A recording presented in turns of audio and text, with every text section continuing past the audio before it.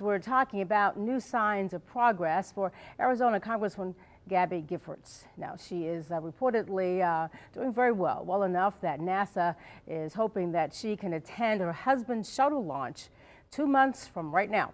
Although her doctors say it's still too early to say, astronaut Mark Kelly expects his wife to be at Cape Canaveral for the launch.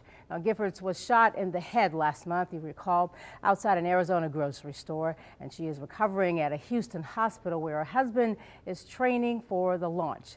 Now, some question whether astronaut Kelly should return to his work as shuttle commander or scrap his plans for the mission because of his wife's condition.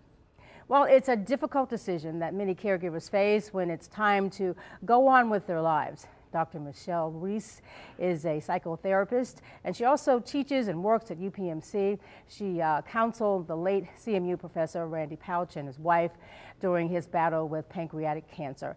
And she's the author of a book called Lessons in Loss and Living: Hope and Guidance for Confronting Serious Illnesses and Grief. Dr. Reiss is with us today to talk more about moving on after grief. Hi, how are you? I'm okay. How are you We were today? talking during the commercial break, and you were saying that sometimes it doesn't go away. Yes, grief. But it changes. Exactly.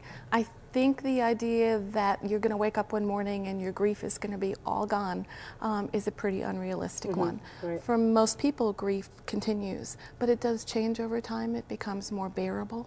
Okay. Well, how do you handle when the body wants to move on, but the mind won't let go?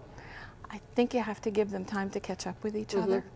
There may be things that you can do to help that process, and it's different things for different people, but we do have to be patient with the process. Saying goodbye is important. What's the first step to dealing with grief, saying goodbye?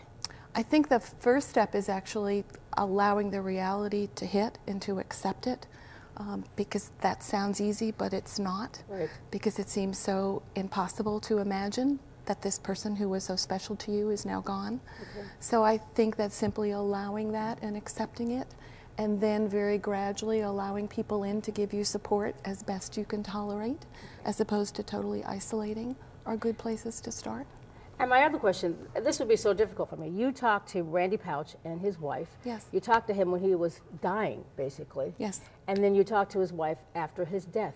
How do you prepare them for death? Well, Randy knew from the very beginning that he had this disease called pancreatic cancer, and he was a bright, bright man. He was a scientist. So he understood statistically that he had only had X amount of months to live. What he focused on, and it's to his credit, and it's the lesson the rest of us should learn from him, is, all right, I have however many months to live, so what do I want to do with that time? That time is precious. What are my goals? How am I going to prepare my family? But also, how am I going to live the rest of this life as best I can? Okay. Now, some criticize or question whether or not astronaut Mark Kelly should go on with his work. But it sounds like he and his wife had sort of a regimental schedule. Like, we're going to do this at this time. This is going to happen on this day. This is going to happen 2 weeks from now. So this is their life, and they know what they're doing. What do you say to those folks who are criticizing that? Well, one is, I think there's no right decision. These are very personal, difficult decisions. But also the situation that they're dealing with, but so are so many other people, is this is a long-term situation. It's not as if she were just going to be in the hospital for a week and then go home and everything was going to go back to normal. Even though, based on all reports, she's doing wonderfully well. Great, yeah. Sounds like amazingly. And that's wonderful news. But I still would imagine this was a significant injury, and it will be months and months and months of rehabilitation for her. And so astronaut Kelly, like so many other caregivers, family members who have someone who is seriously ill, has to decide, how do I juggle this? How do I be a support for her? But life does go on. Right. It does go on indeed, but how do you get past the guilt, a caregiver? You're at a party, you're laughing, you're having a good time, and you're going like, wait a minute, I just lost my mom, I just lost my dad, and I'm having a good time. I shouldn't be laughing. Right.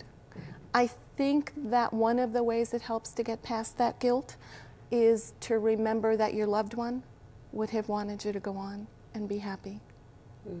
Okay. I know every year, my mom's been dead for 11 years, my dad for 7, yeah. but every year around October, and now that I know what it is, I kind of reel it in, but I start getting really strange and weird and weepy around October because I know Thanksgiving is coming and Christmas. How do you help people deal with that? First of all, they need to, like you, learn that that's part of what happens. We call it an anniversary reaction. There are certain times of year that just trigger that sadness. It also means understanding what we just talked about, that you live with your grief for the rest of your life, but the goal is to put it in a back room so you visit it every once in a while, but you don't live there. Okay. Well, one more question. What happens to the person who cannot shake it, cannot get rid of it? If someone really can't shake it and are truly suffering or not able to go on, then they deserve some extra help to deal with that. Nobody should do that alone. All right. Thank you, Dr. Reiss. Thank You're you so much very for joining us this morning. Great help for me and everyone out there, I'm so sure. Now, you can see more advice for caregivers and grief counseling in Dr. Michele Reiss's book called Lessons in Loss and Living Hope, and guidance for confronting serious illness and grief. You can look for it online and in bookstores right now.